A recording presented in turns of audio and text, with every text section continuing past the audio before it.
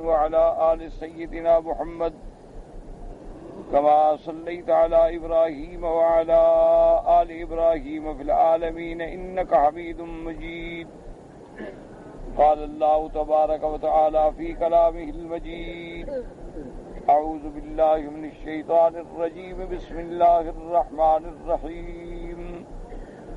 وإذا جاءتهم آية قالوا لن نؤمن حتى نؤتى مثل ما أوتي رسل الله الله أعلم حيث يجعل رسالته سيصيب الذين أجرموا صغار عند الله وعذاب شديد بما كانوا يمكرون.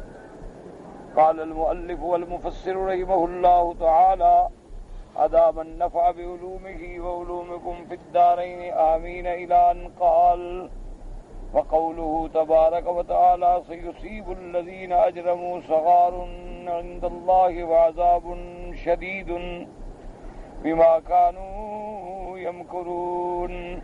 هذا وعيد شديد من الله وتهديد أكيد لمن تكبر عن اتباع رسله والانقياد لهم فيما جاءوا به، فإنه سيصيبه يوم القيامة بين يدي الله صغار وهو الذلة الدائمة، كما أنهم استكبروا فعاقبهم ذلك ذلا يوم القيامة مما استكبروا في الدنيا. اب اللہ تبارک و تعالیٰ ان آیات میں وعید شدید اور تحدید بیان کرتے ہیں ان لوگوں کے لیے کہ جن لوگوں نے انبیاء علیہم السلام سے اعراض کیا، انکار کیا، تکبر کیا، ان کے لیے وعید ہے اور تحدید ہے. جن لوگوں نے تکبر کیا انبیاء کی اتباع سے، ان کی اطاعت کرنے سے، فإنه سيصيبه، ان لوگ اس شخص کو جو تکبر کرنے والا ہے، اعراض کرنے والا ہے، پہنچے گا قیامت والے دن اللہ کے آگے وہ صغار مانا ذلت، ایسی ذلت جو ہمیشہ رہنے والی ہوگی، چونکہ جہنم کا عذاب اور آخرت کا عذاب جو ہے وہ کافروں سے منقطع نہیں ہوگا. جیسے انہوں نے دنیا کے اندر استکبار کیا، اسی طرح اللہ تبارک و تعالیٰ قیامت میں ان کو ذلیل کر دیں گے، کیونکہ دنیا میں انہوں نے بڑائی کا اظہار کیا کہ ہم بڑے آدمی ہیں، ہم دولت والے، غنا والے، مال والے، ہم یتیم محمد مصطفیٰ صلی اللہ علیہ وسلم کی اتباع کیسے کریں، ہم تو بڑے لوگ ہیں اور حضور پاک کے پاس تو دولت بھی نہیں، مال بھی نہیں، کوئی جماعت بھی نہیں ہے. تو جیسے انہوں نے تکبر کیا تھا تو تکبر والے کو اللہ سزا بھی یہ دیتے ہیں کہ پھر وہ ذلیل ہو کے رہ جاتا. چونکہ اصل میں بات یہ ہے کہ کبریائی جو ہے یہ صرف میرے اللہ کی شان ہے، اس لیے اللہ کے سامنے کوئی بندہ اگر تکبر میں آ جائے تو سمجھو بس اس کے برباد اور ہلاک ہونے کا وقت آ گیا ہے. اس لیے اللہ تبارک و تعالی نے جیسے دوسری آیت میں فرمایا: ان الذین یستکبرون عن عبادتی سیدخلون جہنم داخرین، کہ جو لوگ آج تکبر کرتے ہیں اللہ کی اطاعت کرنے سے، اللہ کی عبادت کرنے سے، اللہ سے مانگنے سے، ان کو اللہ قیامت میں جہنم میں داخل کریں گے، ایسے حال میں کہ وہ ذلیل و خوار ہوں گے ذلت کے عذاب کے ساتھ. یعنی صاغرین ذلیلین حقیرین، ان کو ذلیل کر کے، حقیر کر کے، ایک تو جہنم کا عذاب اور دوسرا ذلت کے ساتھ داخلہ. وقوله تبارک و تعالی وعذاب شدید بما كانوا يمكرون، اور اللہ تبارک و تعالی ان ظالموں کو عذاب دیں گے بڑا سخت کا سبب اس کے جو انہوں نے دنیا میں مکر کیا، ہیلے کیے پیغمبروں کے خلاف. لما كان المكر غالبا انما يكون خفيا وهو التلطف بالتحقيق والخدية قوبلوا بالعذاب الشديد من الله يوم القيامة جزاء وفاقا. اب مفسر فرماتا ہے کہ مکر کا معنی یہ ہوتا ہے کہ بڑا خفیہ طریقے سے کسی کا نقصان پہنچانا، یعنی بڑا لطیف طریقے سے ہیلے اور بہانے کر کے اللہ کے نبیوں کی مخالفت کرنی، کیونکہ وہ خفی ہیلے کرتے رہے، اللہ عذاب شدید اس کے مقابلے پر دیں گے تاکہ برابر بدلہ ان کا ہو جائے جزاء وفاقا. اور جیسے اللہ نے فرمایا وَلَا يَظْلِمُ رَبُّكَ أَحَدًا، تیرا رب کسی پہ ظلم نہیں کرتے بلکہ ان کو اس کے گناہوں کی سزا دیتی ہیں، بلکہ لاکھوں گناہ ہیں جو اللہ معاف فرما دیتی ہیں. لیکن جب بندہ کبر پہ آ جائے، استکبار پہ آ جائے، اعراض عن الحق پہ آ جائے تو پھر اللہ کی پکڑ بڑی سخت ہے. كما قال الله تبارك وتعالى يوم تبلى السرائر أي تظهر المستترات والمكنونات والضمائر، جیسے قیامت والے دن جو کچھ تم نے چھپا کے رکھا تھا وہ بھی سب ظاہر ہو جائے گا. جو گناہ تم نے چھپ کے کیے وہ بھی ظاہر، جو چھپائی ہوئی چیزیں وہ بھی ظاہر، بلکہ جو تمہارے ضمائر و افکار کے اندر بھی کوئی ہیلے تھے اللہ کے دین کے خلاف وہ بھی کھل جائیں گے۔ وجاء فی الصحیحین عن رسول اللہ صلی اللہ علیہ وسلم، امام بخاری اور امام مسلم رحمۃ اللہ علیہ نے اپنی کتابوں میں یہ صحیح حدیث مبارک ذکر کی ہے، انہ قال ينسب لكل قادر لواء عند استه یوم القیامت، اللہ تبارک و تعالیٰ قیامت والے دن ہر دھوکہ کرنے والا، غدر کرنے والا، خیانت کرنے والا، اور سب سے بڑی خیانت یہ ہے کہ اللہ پر ایمان نہ لائے اور اللہ کے نبیوں کو نہ مانے، اور اس غادر کو قیامت والے دن یا جس نے خیانت کی ہوگی اس کو اللہ تبارک و تعالیٰ اس کی سرین کے قریب جھنڈا لگائیں گے تاکہ ذلیل ہو جائے دنیا میں کہ کیسے اس نے غدر کیا۔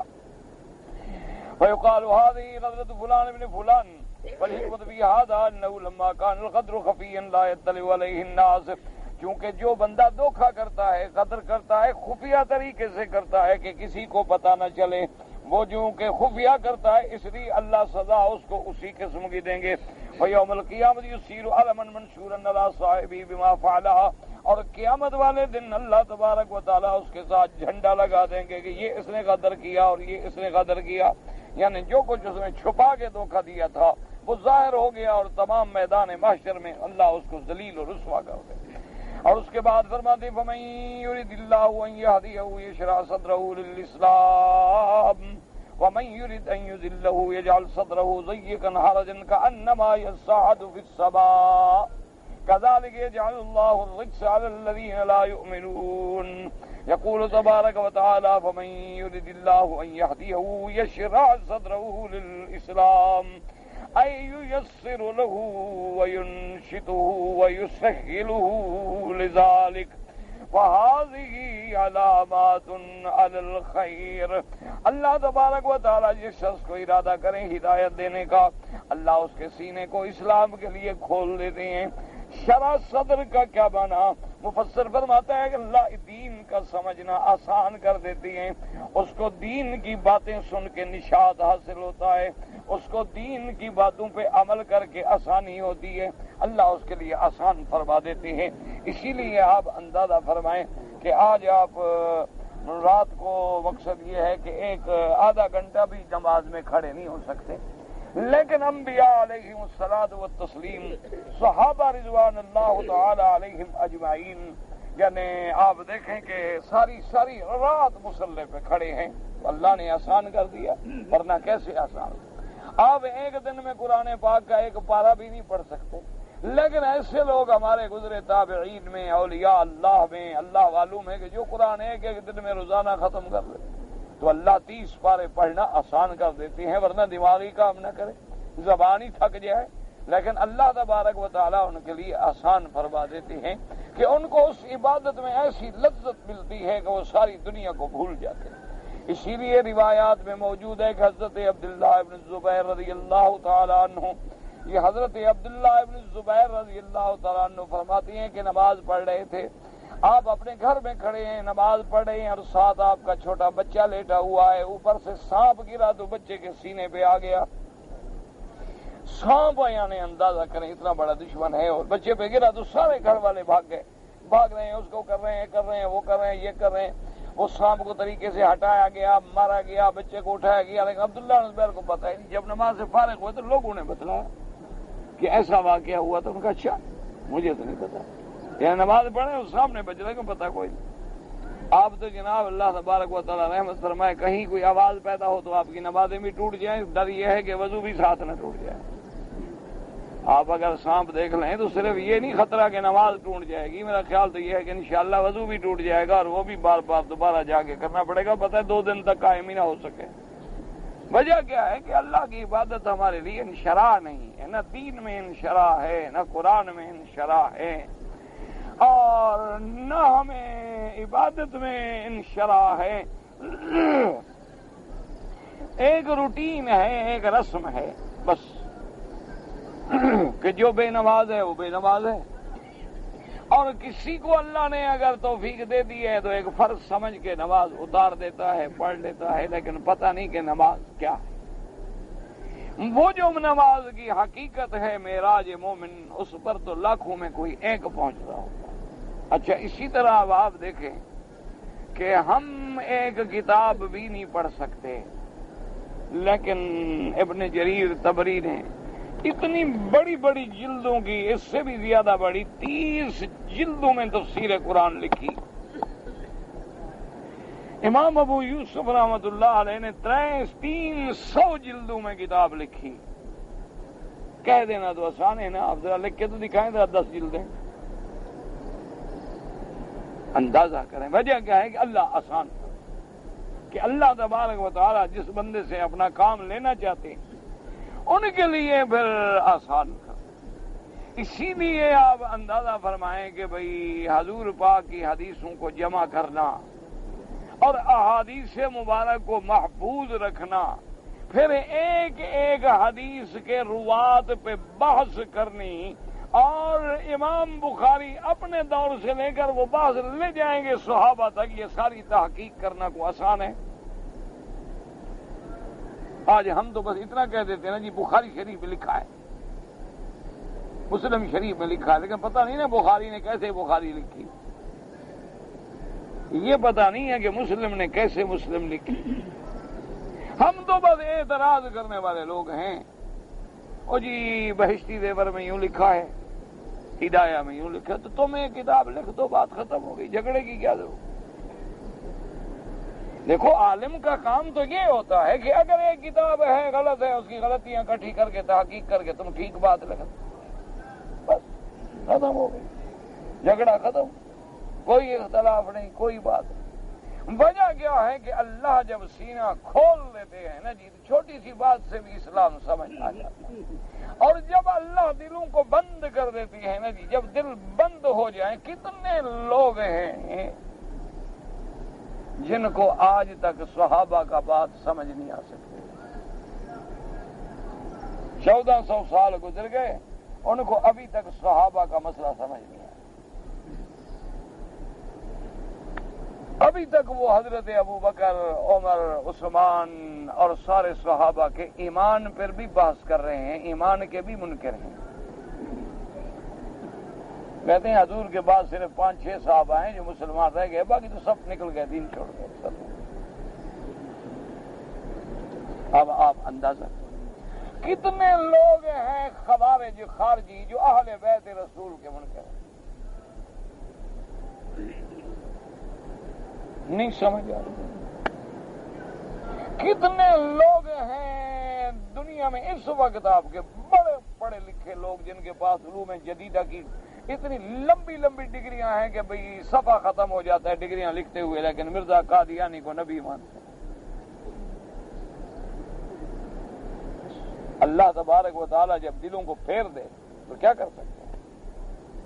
ورنہ یعنی کوئی آدمی اگر ٹھنڈے دل سے، ہمارا مقصد اعتراض نہیں ہے، میں آپ کو اللہ کے کعبے میں بیٹھ کے یقین دلاتا ہوں، آپ ٹھنڈے دل سے تحقیق کریں نا مرزا غلام احمد قادیانی کے بارے میں، تو میرے خیال میں شریف انسان بھی ثابت کرنا مشکل ہے کہ جائے کہ نبی بنا دو،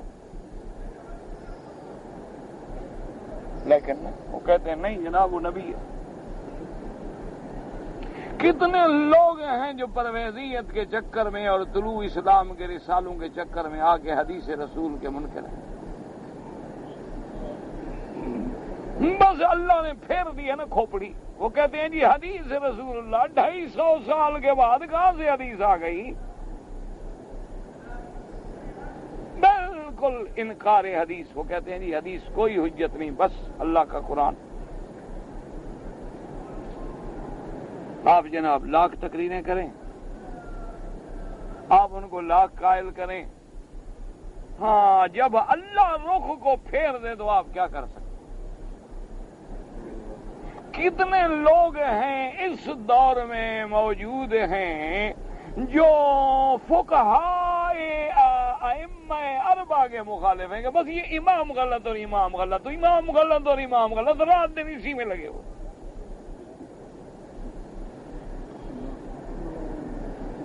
اور دنیا میں ان کو کام ہی کوئی نہیں، بس جو نماز سے فارغ ہوں گے بس امام غلط، نہ امام پیدا نہ ہوتے تو بس دنیا سے کفر مٹ جاتا۔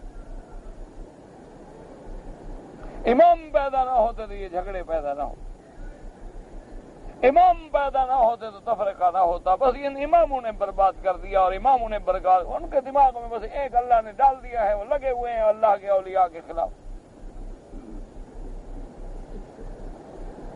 کتنے لوگ ہیں جو اولیاء اللہ کے منکر ہیں، کہتے ہیں جناب اگر اللہ میں یہ 4 بزرگ پیدا نہ کرتے تو کیا ہو جاتا ہے، ان کی وجہ سے سارا شرک ہو رہا ہے. تو اس لیے یاد رکھیں، دعا کیا کریں کہ اللہ نہ ہمارا علم کسی کام کا، نہ عقل کسی کام کا، تو اپنے رحمت سے ہدایت کے فیصلے کر کہ ہم تیری عاجز مخلوق ہیں. جب تو نے یہ خود فرما دیا ہے کہ ساری دنیا کو جو علم دیا گیا ہے اس کو بھی اکٹھا کرو تو تھوڑا سا ہے، تو ساری دنیا کے کروڑ ارب خرب انسانوں میں سے ہمارا علم کتنی ہوگا؟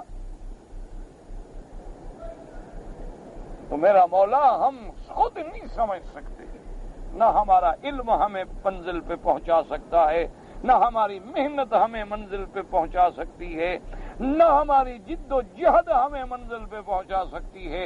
ہمیں اپنی رحمتوں سے ہدایت پہ پہنچا دے. اور جیسے کہ اللہ نے فرمایا ہے کہ جب اہل جنت جنت میں جائیں گے تو اس وقت بھی یہی کہیں گے کہ الحمدللہ الذی ہدانا لہذا، کہ اللہ تیرا شکر ہے کہ تو نے ہمیں یہ رستہ دکھلایا. ہم کہاں پہنچ، ہمیں تو اپنا گھر نہیں ملتا دنیا میں، تو جنت میں آسمانوں پہ جنت کیسے ڈھونڈ لیتے ہم؟ یہ تو نے ہدایت. اس لیے اللہ فرماتے ہیں کہ فَمَن يُرِدِ اللَّهُ أَن يَهْدِيَهُ يَشْرَحْ صَدْرَهُ لِلْإِسْلَامِ. جیسے کہ سیدنا عمر امیر المؤمنین، سیدنا عمر بن الخطاب رضی اللہ تعالی عنہ، جب میرے مدنی سرکار کی وفات ہو گئی، حضور فوت ہو گئے، اب حضرت عمر رضی اللہ تعالی عنہ کو جب اطلاع ملی کہ مات رسول اللہ صلی اللہ علیہ وسلم، اور کیا سمجھ سکتے ہو کہ جب نبوت کا فیض دنیا سے، جب نبی کا مقام اور وجود دنیا سے چلا جائے تو کیا حالت ہوگی مدینہ کی اس وقت، آپ سوچ نہیں سکتے. اس لیے صحابہ کہتے ہیں کہ جس دن سرکار دو جہاں مدینے میں تشریف لے آئے ہجرت فرما کے، اس دن سے زیادہ روشن دن ہم نے نہیں دیکھا، اور جس دن محبوب اس دنیا سے رخصت ہوئے اس دن جیسا اندھیرے والا دن نہیں دیکھا کہ ظاہری روشنی ابھی ماند پڑ گئی. سورج جو ڈوب جائے تو اندھیرا تو ہوگا نا. جب آفتاب نبوت ڈوب جائے، جب شمع نبوت بجھ جائے تو پروانوں کا کیا حال ہوگا؟ جو جل گئے، جو بچ گئے ان پہ کیا گزری ہوگی. اس لیے حضرت عمر رضی اللہ تعالی عنہ جیسا بطل انسان، آپ تلوار ہاتھ میں لے کے کھڑے ہیں اور کہتے ہیں جو بندہ یہ زبان سے کہے گا کہ مات محمد، کہ حضور پہ موت آ گئی ہے، عمر کی تلوار سے نہیں بچ سکتا. حضور کیسے مر سکتے ہیں؟ کون ہے مائی کلام؟ اللہ کے نبی پہ موت آ گئی. خبردار اگر کسی نے کہا.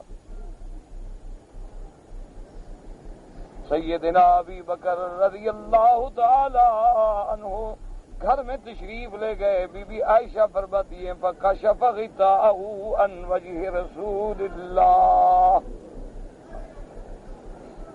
اللہ اکبر.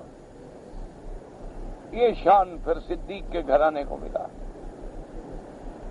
کہ سیدنا محبوب خدا کے چہرے سے کپڑا ہٹایا اور حضور کی پیشانی پہ بوسہ دیا اور کہا حضرت صدیق نے میرا مدنی سچی بات ہے، واقعی آپ پہ اللہ نے موت بھیج دی، آپ پہ بھی موت آ گئی.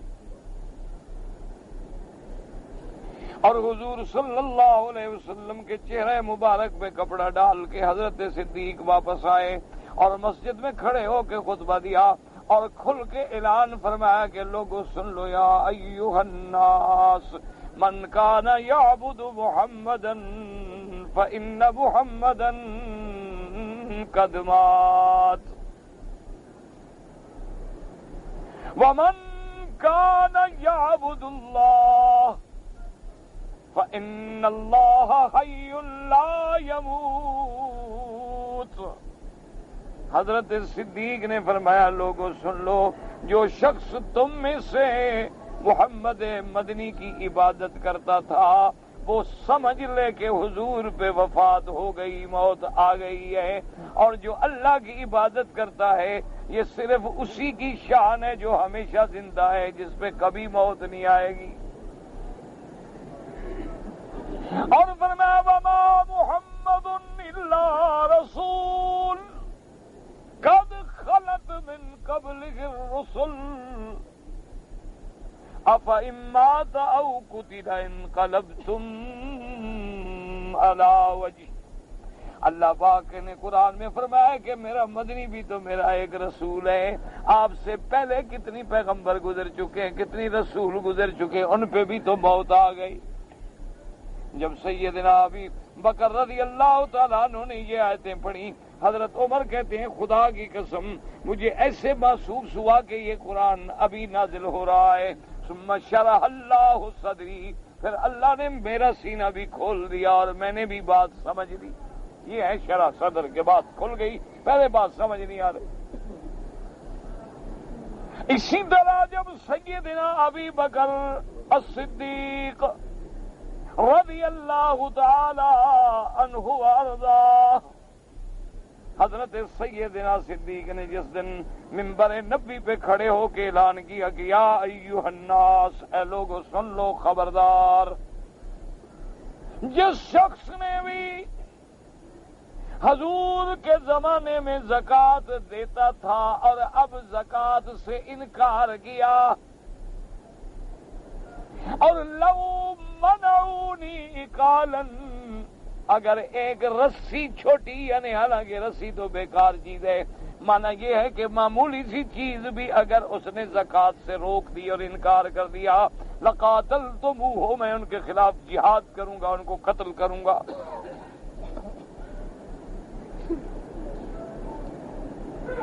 حضرت عمر رضی اللہ تعالیٰ عنہ جوش میں آ گئے، انہوں نے آگے صدیق کو پکڑ لیا، انہوں نے کہا ابا بکر حل تقاتلوا، تم ان لوگوں سے قتال کرو گے جو لوگ کعبے کی طرف رخ کر کے نماز پڑھتے ہیں، لا الہ الا اللہ محمد رسول اللہ کہتے ہیں۔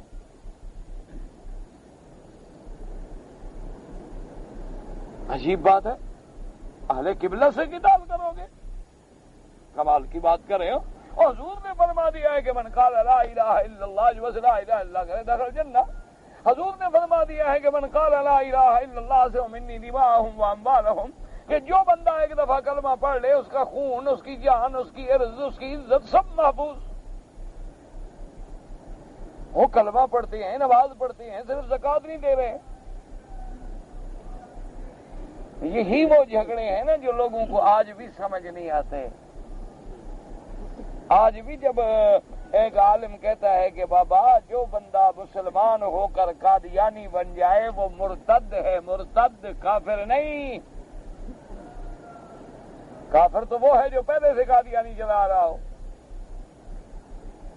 اگر مسلمان تھا اور قادیانی بن گیا وہ مرتد ہے، اور مرتد کی سزا میرے پاک نبی نے فرمایا فقتلوا، قتل کر دو، ختم۔ کہتے ہیں دیکھو جی مولوی کہتے ہیں دیکھو جی جو نہ مانے ہو جی، جو نہ مانے ہو جی، جو نہ مانے، جو نہ مانے کیا مانا؟ سیدنا صدیق کا فیصلہ سنیں، اگر زکوٰۃ کی رسی نہ دے تو حضرت صدیق فرماتی ہیں میں قتال کروں گا، وہ کافر ہے، میں جہاد کروں گا، قتل کروں گا ان کو۔ وہ زکوٰۃ کا منکر اگر قتل ہو سکتا ہے تو محمد مدنی کی ختم نبوت کا منکر نہیں ہو سکتا۔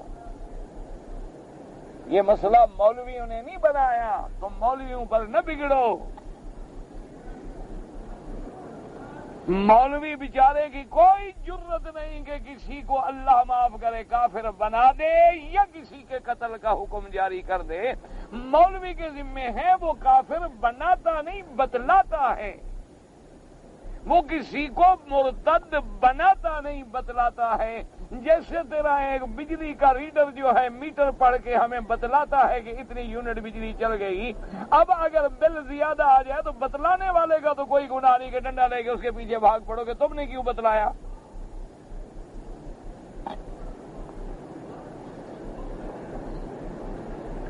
آپ نے جانا تھا مثال کے طور پر جہاز پہ 7 بجے بیٹھنا تھا. ابھی کسی کو یاد رہا گھڑی کا ٹائم بتانا کیا ہو گیا جی 7:30 ہو گئے. کہتا ہے یار بے وہ کو ڈنڈا لے کے تم نے کیوں غلط بتایا, میں نے تو پہلے جانا تھا. تو بتانے والے کا قصور ہے یا تمہارا لیٹ ہونے والے کا قصور ہے؟ یہ فتویٰ مولوی کی جرت ہی نہیں ہے. فتویٰ کس کا ہے, یہ حکم کس کا ہے؟ یا تو محمد مدنی کے کلمے کا انکار کر دو, جان چھوڑو, بات ختم ہوگی, اللہ کو کوئی نقصان نہیں ہوگا. ادھر حضور کا نام چومتے ہو اور ادھر پھر کہتے ہو ڈرتے ہو. ادھر یا رسول اللہ کے کانفرنسیں کرتے ہو, یا رسول اللہ کے بورڈ لگاتے ہو, یا رسول اللہ مدد کے جلسے کرتے ہو اور بڑا اپنے آپ کو محب کہتے ہو. پھر نبی کا فتویٰ ہے کہ من ارتد منکم, جو شخص اسلام لانے کے بعد دین چھوڑ دے فقتلوہ.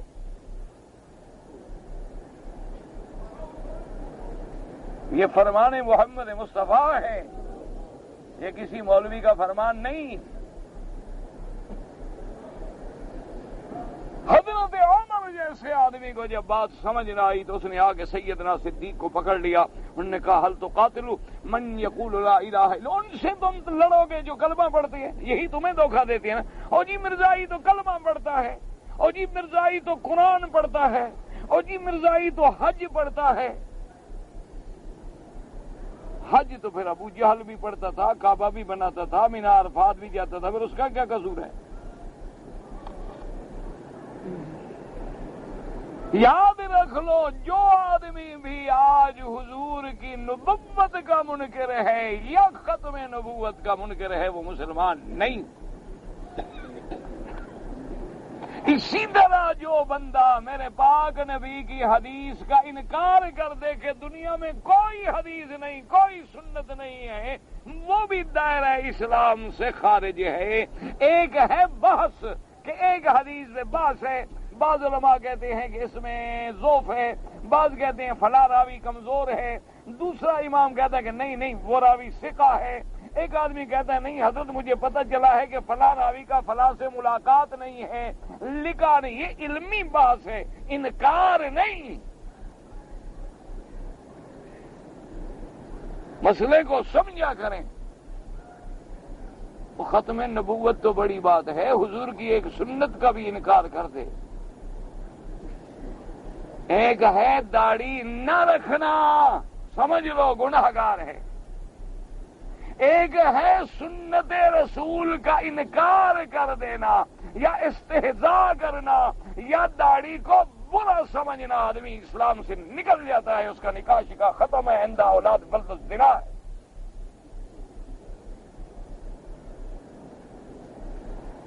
وہ کہتا ہے داڑھی اچھی نہیں لگتی جی, یا وہ کہتے ہیں چھوڑو جی مجھے داڑھی سے نفرت ہے, یا وہ صبح اٹھتا ہے آپ کہیں کہ جی میرے ساتھ باہر چلو, کہتے ٹھہرو جی میں نے ابھی شیو نہیں کیا تھا, برا لگتا ہوں. وہ ایمان سے نکل جاتا ہے. وہ توبہ کرے اور دوبارہ کلمہ پڑھے, اور شادی شدہ ہے تو پھر ذرا نکاح کی بھی تجدید کرے. ایک ہے نماز نہ پڑھنا. امام احمد ابن حنبل رحمت اللہ علیہ کے نزدیک تو صرف نماز آمدن چھوڑ دیا, نہیں پڑھا تب بھی کافر ہے, ورنہ باقی ائمہ کے نزدیک اگر نماز کا انکار کرتا ہے, کہتے چھوڑو جی کیا نماز مولویوں نے بنا رکھی ہے, یا میاں تم پڑھو, چھوڑو میں نہیں پڑھتا, اگر انکار کر دے تو سب ائمہ کے نزدیک متفق علیہ کافر ہے.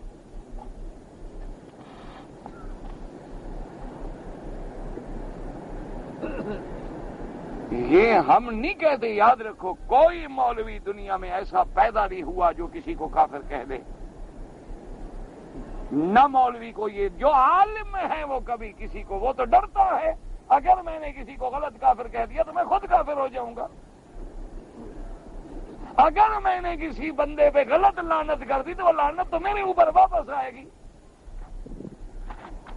عالم کبھی ایسی بات نہیں کہہ سکتا، عالم کا کام ہے بتلاتا ہے۔ جیسے میں آپ سے پوچھوں، ایک آدمی کہے کہ یہ قرآن جو ہے آج موجود، یہ قرآن مکمل محفوظ نہیں ہے، اس کے آپ کے کیا خیال ہے آپ کا؟ یعنی منکر قرآن مسلمان ہے؟ اگر ایک آدمی نماز کا انکار کر دے، حج کا، زکات کا انکار کر دے، مسلمان ہے؟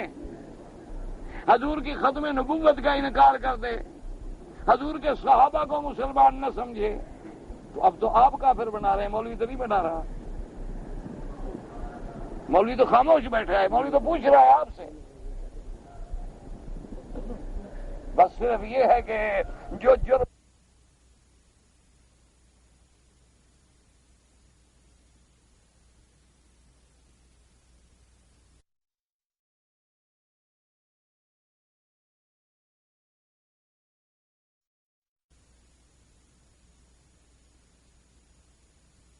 ہے،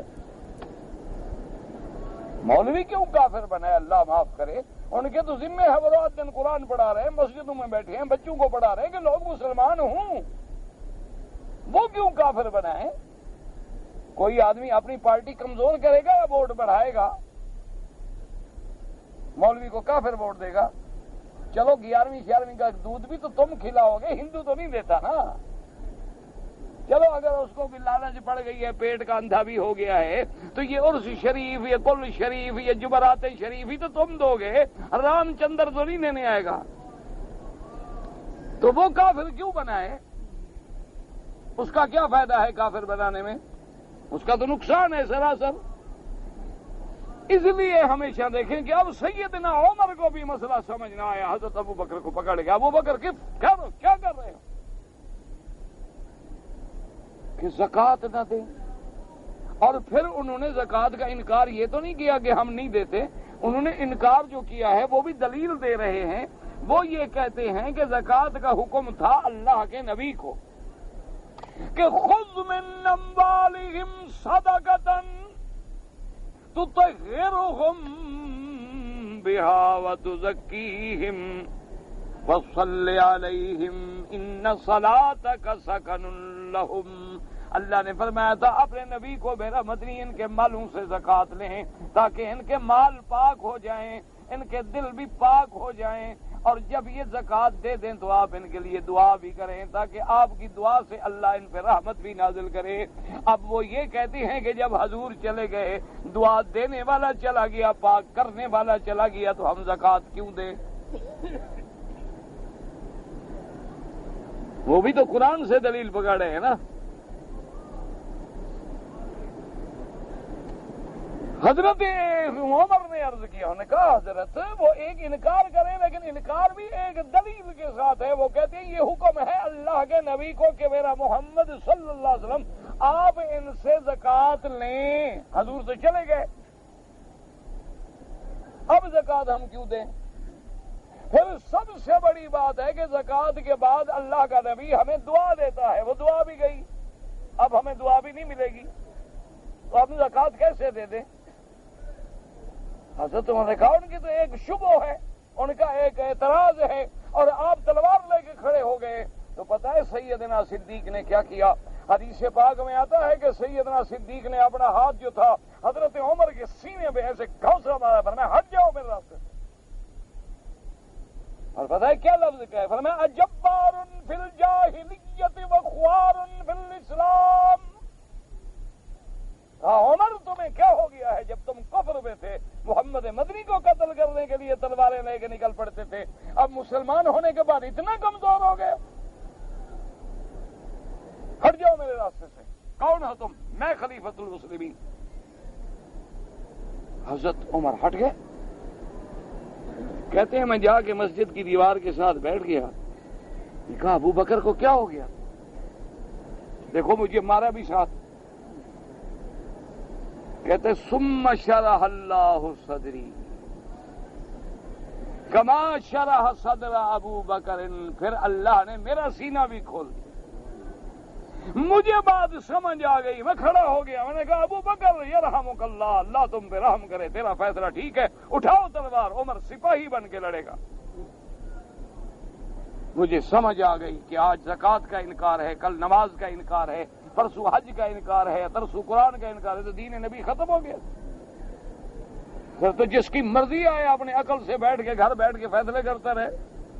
پھر تو کوئی بندہ یہ بھی کہہ سکتا ہے کہ قل هو اللہ احد، یہ حکم صرف نبی کو تھا. پھر ہر بندہ یہ بھی کہہ سکتا ہے کہ قل یا ایھا الکافرون، یہ بھی اللہ نے حکم نبی کو دیا تھا. تو پھر تو ہر آدمی جو چاہے گا قرآن کے فیصلے کرتا پھرے گا. ورنہ اصول یہ ہوتا ہے اللہ حکم نبی کو دیتا ہے لیکن امت قیامت تک شامل ہوتی ہے. تو حضرت عمر کہتے ہیں شرح اللہ صدری، پھر اللہ نے میرا سینہ بھی کھول. اسی لیے حضرت عمر کہا کرتے تھے ابو بکر اگر سودا کرو نا تو میری ساری زندگی کی عبادت، ریاضت، جہاد، میرے ساری لڑائی اللہ کے لیے محنت، سارا کچھ لے لو، ایک رات مجھے غار والی دے دے اور ایک تلوار والا دن دے کہ تو نے دین محمد کو بچا دیا، ورنہ دین محمد ختم ہو جائے. اسی لیے حکم ہے، آج ڈاکٹر بھی تمہیں یہ کہتا ہے جی گینگرین ہو گیا ہے جی، انگلی کاٹنی پڑے گی ورنہ تو میرا ہاتھ یہاں سے کاٹنا پڑے گا. ایک اسی لیے اسلام کا فیصلہ ہے کہ مرتد ختم کرو اس کے وجود کو، ایسا پلید وجود رہے گا تو اور مرتد پیدا کرے گا. ایک ہے کافر ہے، مسلمان نہیں ہوا، اس کو ایسے مارنے کا حکم نہیں. ایک ہے اسلام قبول کر کے پھر نکل جائے. آسمان تم کسی ملک کا حلف وفاداری اٹھا کے بغاوت کرو، تمہیں کیا سزا ملے گی؟ ایک ملک کے قانون کا اتنا احترام ہے کہ باغی کو سزائے موت ہے، اور اللہ کا جو باغی بن جائے اس کو جا کے پھول پہنائیں گلے میں. اس لیے اصل کیا ہے شرع صدر کہ اللہ سینہ کھول دے. جب سینہ کھل جاتا ہے تو بات سمجھ آ جاتی ہے، اور جب سینہ نہ کھلے تو مسئلہ سمجھ نہیں آتا کہ میں 1000 روپیہ ریال جو ہے بینک میں رکھوں سود پہ، مجھے ملے گا اس پر 7%، میرا 70 ریال بڑھ جائے گا، اور زکوٰۃ دوں تو 25%، 2.5% کاٹنے سے 25 ریال کم ہو جائیں گے. لیکن مولوی کہتا ہے یہ کم والا بڑھ گیا ہے، یہ زیادہ والا کم ہو گیا، یہ کیسے سمجھ آئے؟ مولوی کہہ رہا ہے کہ زکوٰۃ دینے سے تیرا مال بڑھے گا، سود لینے سے تیرا مال گھٹے گا. لیکن عقل اسے کہتی عجیب بات ہے، 2.5% میں کاٹ رہا ہوں تو کم ہو رہا ہے، ادھر میں 17% سود لے رہا ہوں تو مال بڑھ رہا ہے. یہ مولوی کا دماغ خراب ہے. حالانکہ یہ بات بھی مولوی نہیں کہہ رہا. یمحق اللہ الربا ویربی الصدقات، اللہ فرماتے ہیں کہ میں ربا کی برباد کر دوں گا، میں اس کو مٹا دوں گا، اس کو محق کر دوں گا، ایسا عذاب مسلط کروں گا کہ 10 کروڑ کا نفع تمہیں نظر آئے گا، لیکن تیری بیوی، تیری بیٹی، تیرا بیٹا تیرا نافرمان کر کے تیرے گھر کو تباہ کر دوں گا. ایک نقصان تھوڑی ہوگا. ساری زندگی اب باہر ہم جاتے ہیں نا، ہمارے کتنے دوست ہیں کروڑوں ڈالر کمانے والے، ماتھے پکڑ کے بیٹھے ہو. وہ یار کیا ہے تمہارے پاس پیسہ ہے، بینک بیلنس ہے، کاریں ہیں، گاڑیاں ہیں، کمپیوٹر ہے، انٹرنیٹ ہے، اور تم لوگ تو کبھی قدم ہی ایسا نہیں رکھتے ہو، یا لفٹ پہ یا کار پہ. وہ کہتے ہیں جناب کیا کریں، 18 سال کی لڑکی ہوئی، انگریز کے ساتھ بھاگ گئی، لعنت ہے ہمارے ڈالروں پر. اچھا دولت ہم نے کمایا، آنکھوں سے دیکھ رہے ہیں لڑکی انگریز کے ہاتھ میں ہاتھ دے کے جا رہی.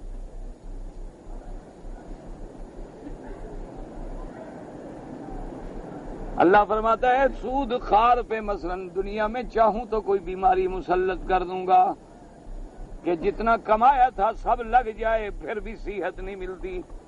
میں چاہوں گا تو اس کے چہرے کو بے نور کر دوں گا کہ چہرے پہ رونق ہی ختم، جو دیکھے لعنت برس رہی ہے. اور میں صدقے کو کیسے بڑھا دوں گا؟ فرمایا صدقہ دینے والے کا ایک چھوٹا سا صدقہ حضور نے فرمایا اللہ اتنا بڑھاتے ہیں کہ کبھی جبل احد کے برابر ہو جاتا ہے۔ اب لوگوں کو تو سمجھ نہیں آئے گا کہ کیسے ہو جاتا ہے۔ اور حضور فرماتے ہیں ما نقص مال من صدقۃ قط، تم جتنا اللہ کے راستے میں خیرات کرو تیرا مال کبھی کم ہی نہیں ہو سکتا۔ اب تم خیرات کر رہے ہو، کم تو ہو رہا ہے، لیکن حضور فرماتے ہیں کبھی کم نہیں ہو سکتا۔ اور اللہ کے فرشتے آسمانوں سے روزانہ اترتے ہیں جو دعائیں کر رہے ہیں کہ اللہم آت لکل منفق خلفا وآت لکل ممسک تلفا، اللہ جو تیرے راستے میں خیرات کر رہے ہیں ان کو اپنی طرف سے بدلہ دے، اور جو بخل کر رہے ہیں ان کے مالوں میں بربادی ڈال دے۔ اللہ کیسے برکت دیتے ہیں کہ کبھی پیسہ تو تھوڑا ہے، برکت کیا کیا مانا کہ اس میں تیرے کام سارے بن جاتے ہیں، اور کبھی پیسہ تو تھوڑا ہے تجھے بیماریوں سے بچا لیتے ہیں، تجھے حادثے سے بچا لیتے ہیں، تمہیں تکلیفوں سے بچا لیتے ہیں، وہ تھوڑا پیسہ بھی تیرا بچ جاتا ہے۔ اور کبھی اس میں برکت ایسے ڈال دیتے ہیں کہ وہ تیرا پیسہ ایسے کام میں لگ جاتا ہے کہ قیامت تک تمہیں ثواب مل رہا ہے۔ اور سود والا پیسہ سینما پہ لگ رہا ہے، وہ فلم پہ لگ رہا ہے، وہ حرام پہ لگ رہا ہے، وہ کلب پہ لگ رہا ہے، وہ ڈانس فلور پہ لگ رہا ہے، وہ کسی ماڈل کے عشق میں لگ رہا ہے۔ انجام کیا ہے کہ دنیا بھی ذلیل اور آخرت بھی برباد۔ اس لیے اب آپ کی مرضی ہے، یہ فیصلے مولوی بیچارے کے ذمہ نہ ناراض ہوا کرو، مولوی کچھ نہیں کر سکتے، وہ تو اللہ کے نبی کے علم کے وارث ہیں، جو فرمان رسول ہے وہ تمہیں پہنچا دیتے ہیں، بس ان کی ذمہ داری اتنا ہے کہ اللہ کا دین جو ہے، اس لیے فرماتے ہیں کہ جب رب راضی ہوتا ہے تو میں فرماتے ہیں اس کے لیے آسان کر دیتا ہوں۔ جیسے فرماتے ہیں فمن شرح اللہ صدرہ للاسلام فہو علی نور من ربہ، جس کے اللہ راضی ہوتے ہیں سینہ کھول دیتے ہیں، کیا مانا؟ وہ نور ایمان کی روشنی میں چل رہا ہے، اس کو پتہ ہے یہ توحید ہے، یہ شرک ہے، یہ سنت ہے، یہ بدعت ہے، یہ حلال ہے، یہ حرام ہے، ہر چیز نور میں روشنی میں ہے۔ اللہ اس کے لیے روشنی پیدا کر دیتے ہیں، آسانی پیدا کر دیتے ہیں۔ جیسے فرمایا ولکن اللہ حبب الیکم الایمان وزینہ فی قلوبکم وکرہ الیکم الکفر والفسوق والعصیان اولئک هم الراشدون۔ اللہ فرماتے ہیں کہ جب ہم راضی ہوتے ہیں تمہارے دلوں میں ایمان کی محبت ڈال دیتے ہیں، ایمان کو مزین کر دیتے ہیں، کفر سے کراہت ڈال دیتے ہیں، فسوق و عصیان سے دور کر دیتے ہیں، یہی رشد و ہدایت کی علامت ہے۔ وقال ابن عباس رضی اللہ عنہما فی قولہ تعالی فمن یرد اللہ ان یہدیہ یشرح صدرہ للاسلام یقول تعالی یوسع قلبہ للتوحید والایمان بہ وکذا قال ابو مالک وغیر واحد وہو ظاہر۔ حضرت ابن عباس فرماتے ہیں کہ شرح صدر کا معنی کیا ہے کہ جب اللہ راضی ہوتے ہیں سینے کو توحید کے لیے کھول دیتے ہیں، توحید سمجھ آ جاتی ہے، اور جب اللہ ناراض ہوتے ہیں تو توحید سے دور کر دیتے ہیں، کبھی قبروں پہ سجدہ، کبھی زندوں کا سجدہ، کبھی مزاروں کا سجدہ، کبھی چاند ستاروں کا سجدہ، کبھی ہر چمکتی ہوئی چیز کا سجدہ، کبھی غیروں سے پکار، کبھی غیروں کا مگتا۔ اور جب اللہ سینہ کھول دیتے ہیں تو سمجھ آ جاتی ہے بات کہ جب خالق مالک وہ ہے تو کسی اور سے کیا مانگنا۔ اللہ آپ کا بھی ہمارا بھی دین ایمان کے لیے سینہ کھول دیں۔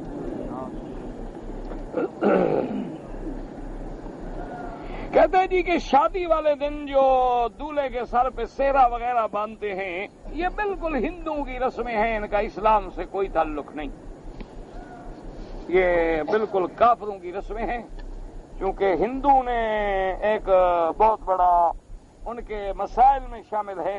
اچھا خدا کی قدرت ہے کہ پھولوں سے وہ دونوں کام لیتے ہیں، مردوں پہ بھی ڈالتے ہیں، زندوں پہ بھی، اور مسلمان بھی دونوں کام لیتے ہیں۔ وہ بھی اپنی دیوی دیوتا پہ باقاعدہ پھول چڑھاتے ہیں، چادریں چڑھاتے ہیں، باقاعدہ ان کے گلے میں جا کے ہار بنا کے ڈالتے ہیں، ماں باپ مر جائیں تو ان کی تصویریں لٹکا کے ان پر بھی پھول چڑھاتے ہیں۔ اور آج مسلمان بھی ماشاءاللہ پھولوں کی چادریں چڑھاتے ہیں، پھول چڑھاتے ہیں، اور اگر شادی ہو تو دولہے کو اس دن جناب باقاعدہ اتنا لمبا چوڑا سیرا ڈالتے ہیں کہ جو پاؤں تک آ جائے، اور پھر بیچارے کو گھوڑے پہ بٹھا دیتے ہیں۔ یعنی جو شریف آدمی کبھی گدھا پہ بھی نہ بیٹھا اس کے لیے عذاب ہے، شادی ہے بلا نہ۔ آپ ایمان سے کہیں جو آدمی گھوڑے پہ نہ بیٹھا ہو کبھی۔ ہم ایک دفعہ باہر گئے تو میرا دوست ہے، بڑے آدمی ہیں، تو ان کے پاس ماشاءاللہ بڑے قسم کے گھوڑے ہیں۔ تو ایک گھوڑوں کی قسم ہوتی ہے لٹل ہارس، چھوٹے چھوٹے گھوڑے ہوتے ہیں۔ تو ایک ہمارے ساتھ مولوی تھا، وہ کہنے لگا یہ چھوٹا ہے اسی پہ میں بیٹھوں۔ انہوں نے کہا یہ زیادہ شرارتی ہوتا ہے۔ کہتا نہیں یہ کیا کر سکتا ہے؟ میرا کہا خدا کے بندے، سمجھدار لوگ یہ کہتے ہیں گدھا کے گرے ہوئے کو زیادہ چوٹ لگتی ہے اور گھوڑے سے گرا ہوا پھر بھی بچ جاتا ہے۔ نہیں جی نہیں، میں تو اسی پہ بیٹھوں گا، چھوٹا سا بڑا خوبصورت ہے۔ بیٹھو جی، بیٹھا تو مولوی صاحب آئے نیچے جناب، اس نے جلوس نکال دیا مولوی صاحب کا اسی وقت۔ تو بہرحال اب یہ کیا، یہ بھی ہندوؤں کی رسم ہے کہ پہلے دور میں اصل میں کیا تھا کہ ڈاکو گھوڑوں پہ سوار ہو کے جاتے تھے اور لوگوں کی لڑکیاں اٹھا کے لے آتے تھے۔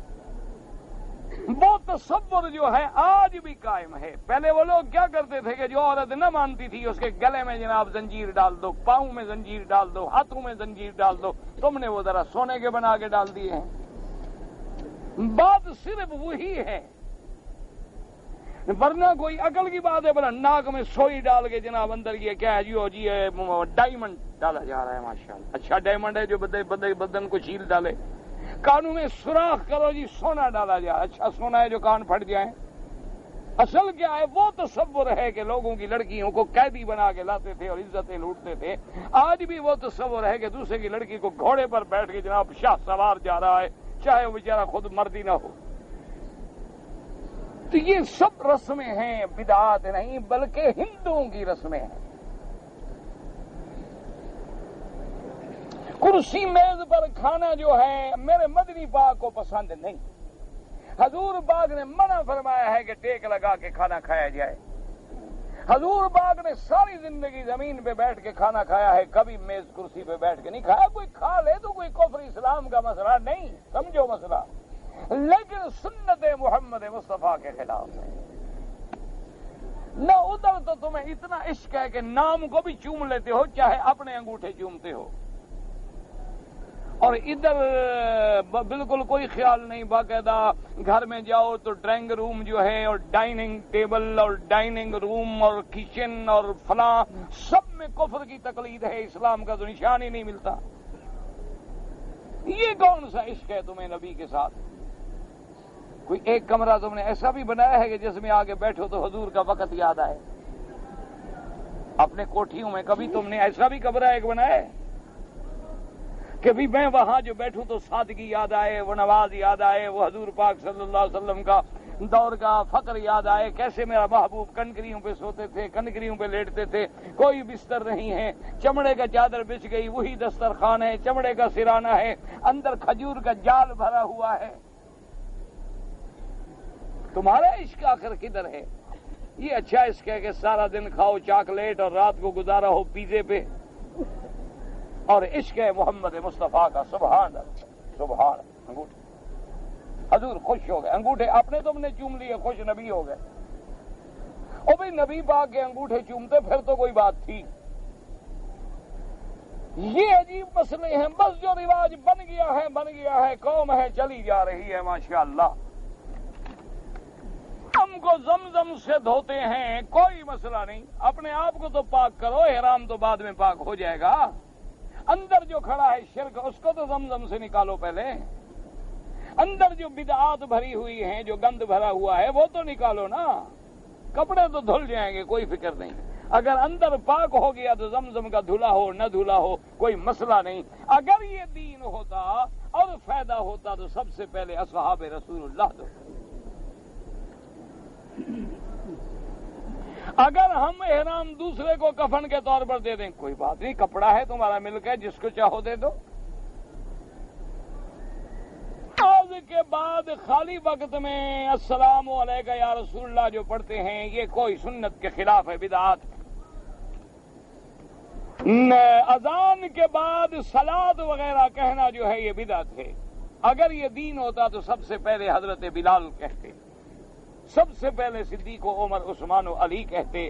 یہ سب بدعات ہیں لوگوں کو رجھانے کے لیے، لوگوں کو برگلانے کے لیے کہ ہم عاشق رسول ہیں اور وہ وہابی ہیں، ادھر آؤ، بس ایک چکر ہے اور کوئی بات نہیں۔ اب حرام میں صف اول تو وہ ہے جو امام کے پیچھے آ رہی ہے، اگر وہ نہ ملیں تو جتنا کعبے کے قریب ہوں گے وہ صف اول شمار ہوں۔ بیوی اپنے ملک میں واپس جانے کے بعد مجھے کہے کہ بھی تم اب دوسرے ملک میں نہ جاؤ، ادھر رہو، ادھر کام کرو، تو اچھی بات ہے نا، اچھی بات ہے، بیوی کے ساتھ رہو۔ دوسرے ملک میں جا رہے ہو تو حالات پیدا کرو کہ بیوی کو بھی لے جاؤ، آخر عورت کس کے ساتھ رہے۔ اگر فجر کی نماز قضا ہو جائے تو جب بھی نیند کھلے اٹھ کے غفلت نہ کریں، اسی وقت پڑھ لیں۔ بہرحال ظہر کے پہلے پڑھ سکتے ہیں، پڑھ سکتے ہیں، کوئی منع نہیں، لیکن غفلت نہ کریں۔ نماز فجر جو ہے بہت اہم چیز ہے۔ تاش وغیرہ کھیلنا جو ہے وہ حرام ہے، بالکل حرام ہے، اس میں کوئی شبہ ہے نہ۔ تاش کھیلنے سے کیا خیال ہے تمہارا؟ قرآن شریف یاد ہوتا ہے نہ؟ تاش کھیلنے سے تمہیں کیا فائدہ ہوتا ہے؟ مجھے سمجھاؤ تو صحیح، کوئی فائدہ سمجھو، وقت ضائع ہوتا ہے، شرط لگا لو تو جوا بن جاتا ہے۔ اچھا اگر کوئی بازی ہار جائے، جیت جائے تو لڑائی ہوتی ہے، ایک دوسرے کو گالیاں دی جاتی ہیں، سگریٹوں کے دور چلتے ہیں، حرام کی باتیں ہوتی ہیں، گندی گندی باتیں ہوتی ہیں، اور کیا ملتا ہے وہاں؟ بہت حرام ہے، ان چیزوں سے بچیں۔ طواف کے 2 نفل واجب طواف، عجیب بات ہے، نفل لکھ رہے ہو پھر واجب بھی لکھ رہے ہو، ایک بات تو لکھو نا، یا نفل لکھو یا واجب لکھو، واجب ہے تو نفل نہیں، نفل ہے تو واجب نہیں۔ امام ابو حنیفہ رحمت اللہ علیہ کے نزدیک طواف کے 2 رکعات واجب ہیں، اور باقی ائمہ کے نزدیک سنت ہیں، نفل تو کسی کے نزدیک بھی نہیں، اللہ کے بندے، نفل نفل نفل طواف بنا رکھا ہے۔ طواف جو نفلی ہوتا ہے وہ سمجھتے ہیں کہ وہ بھی نفل ہے، بھئی طواف نفلی جو شروع کر دیا وہ بھی واجب ہو گیا، اب تو پورا کرنا ضروری ہے۔ اب اچھا فجر کی نماز کے بعد جب تک سورج نہ نکلے اور عصر کے بعد جب تک سورج نہ ڈوب جائے، امام ابو حنیفہ رحمت اللہ علیہ کے نزدیک نماز منع ہے۔ باقی ائمہ کرام کے نزدیک ساری دنیا میں تو منع ہے، لیکن حرم میں گنجائش ہے۔ سیدہ عائشہ کی مسجد سے عمرہ کرنا جائز ہے، جائز نہ ہوتا تو اللہ کے نبی کی بیوی وہاں سے کرتی عمرہ، اور جائز نہ ہوتا تو الحمدللہ یہ حکومت جو اللہ کا شکر ہے، اللہ کے حکم سے دین اسلام پہ قائم ہے، قرآن و حدیث پہ قائم ہے، یہ وہاں مسجد بنا کے میقات بنا دیتے۔ باقی مکے میں رہنے والوں کے لیے طواف زیادہ افضل ہے۔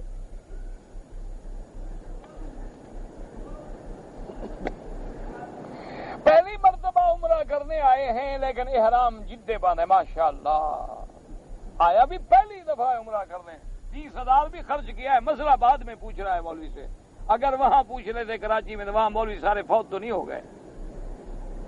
اپنے ملک میں یہاں سے چل رہے تھے، اگر کسی مولوی کے پاس چلے جاتے کہ جی میں پہلی دفعہ عمرے پہ جا رہا ہوں، کیا کروں؟ اب تم میقات کے عمرے سے بھی محروم ہو گئے کہ میقات تو گزر گیا، جدہ میقات نہیں ہے، میقات تمہارا یلملم ہے۔ اب عمرہ تم نے جدے سے کر لیا، عمرہ تو ہو گیا لیکن وہ میقات کے عمرے کے برابر نہیں۔ اور دوسری بات یہ ہے کہ تم پر ایک بکری بطور دم بھی پڑ گئی کہ مکے کے حدود میں ایک بکری ذبح کر کے مسکینوں کو گوشت تقسیم کر دو، خود نہ کھاؤ۔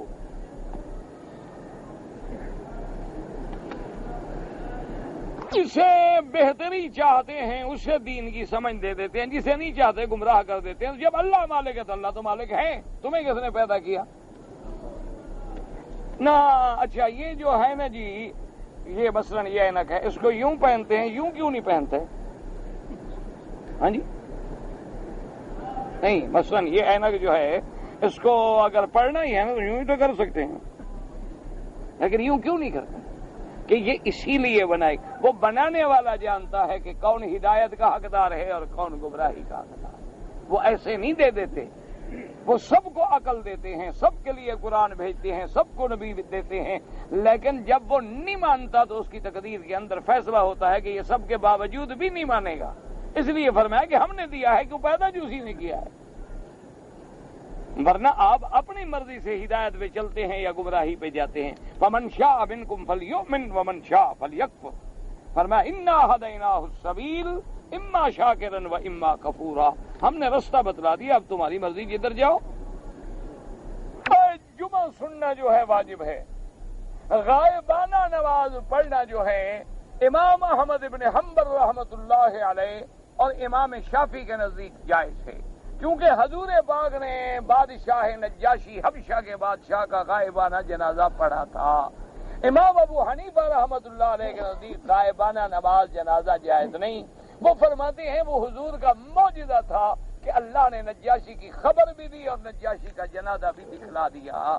ورنہ ایک بی بی جب فوت ہو گئی تو حضور نے صحابہ سے کہا کہ اس عورت کا کیا بنا؟ انہوں نے کہا حضور وہ رات فوت ہو گئی، ہم نے دفن کر دیا. فرمایا مجھے اس کی قبر پہ لے جاؤ. صحابہ قبر پہ لے آئے تو حضور نے پھر قبر پہ کھڑے ہو کے جنازہ پڑھا. تو اگر امام صاحب فرماتے وہیں مسجد میں کھڑے ہو کے پڑھ دیتے، غائبانہ جنازہ پڑھ دیتے، قبر پہ جانے کی کیا ضرورت ہے؟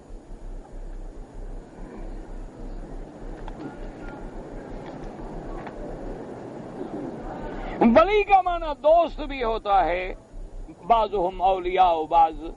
ولی کا معنی نگران بھی ہوتا ہے، محافظ بھی ہوتا ہے. وہ تو آگے پیچھے کے لفظ کے ساتھ ترجمہ کیا جائے گا. طواف کا صحیح طریقہ یہ ہے کہ حجر اسود کے سامنے کھڑے ہو کر حجر اسود کی طرف رخ کر کے اور اس کا آپ کے کندھے کے برابر اس کا کونا ہو، وہاں آپ دل میں نیت کریں اور سامنے آگے بسم اللہ اللہ اکبر وللہ الحمد. موقع ملے تو بوسہ دیں، ورنہ اشارہ کر کے پھر چلیں اور ادب کے ساتھ، خشوع کے ساتھ، خضوع کے ساتھ، کیونکہ نماز بھی گویا طواف کے حکم میں ہے. اور جتنے کعبے کے قریب پھریں گے اتنا زیادہ اجر و ثواب ملے گا. اور آرام سے چلیں، ادھر ادھر بلا وجہ نہ دیکھیں. جب آپ مقام رکن یمانی پہ آئیں تو داہنا ہاتھ جو ہے ایسے بسم اللہ اللہ اکبر وللہ الحمد اللہم انی اسألک العفو والعافیہ اللہم ربنا آتنا فی الدنیا حسنتا وفی الآخرت حسنتا فقنا عذاب النار.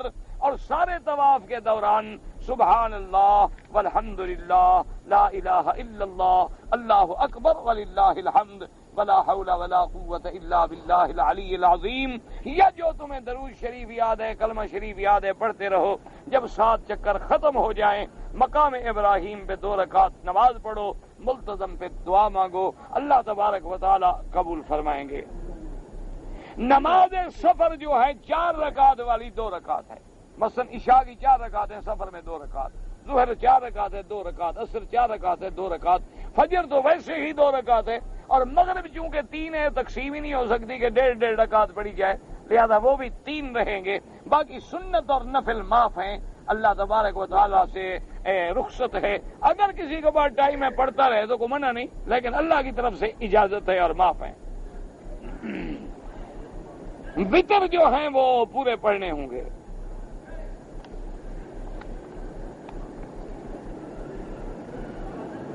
صبح کی نماز میری ہمیشہ قضا ہو جاتی ہے اور مجھے بہت دکھ بھی ہے. روٹی بھی کبھی آپ کی قضا ہو جاتی ہے ظہر کی اکثر نہیں. ایسے آپ کا بریک فاسٹ وہ بھی کبھی قضا ہوتا ہے. Bed T,